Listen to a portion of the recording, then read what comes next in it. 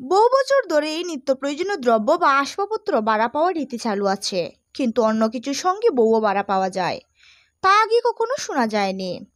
আর এমন ভাড়া পাওয়ার জায়গা অন্য কোথাও নয়, বরং বাংলাদেশেই। ভাড়া পাওয়ার ঘটনা বাস্তব হলেও পিছনের কাহিনী কিন্তু মোটেও বাস্তবের জন্য নয়, বরং ক্যামেরার জন্য।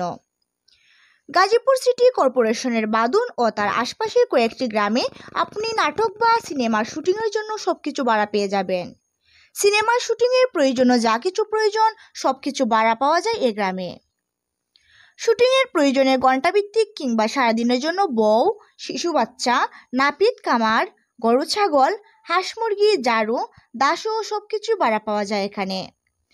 বাদুন গ্রামের বাসিন্দা অনিশ বলেন, আমাদের ভাদুন, পুবাইল সহ আশেপাশের গ্রামে কয়েকশো শুটিং স্পট ও রিসোর্ট রয়েছে।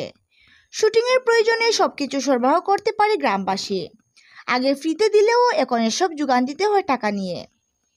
এলাকার মানুষ বিষয়টিকে পেশা হিসেবে বেছে নিয়েছে। সমস্যা হলো, নাটকের অভিনয়ের জন্য আমরা আসি, তবে অনেকে বেরোতে এসে আপত্তিকর পরিস্থিতি তৈরি করে, যেটা কোনোভাবেই কাম্য নয়।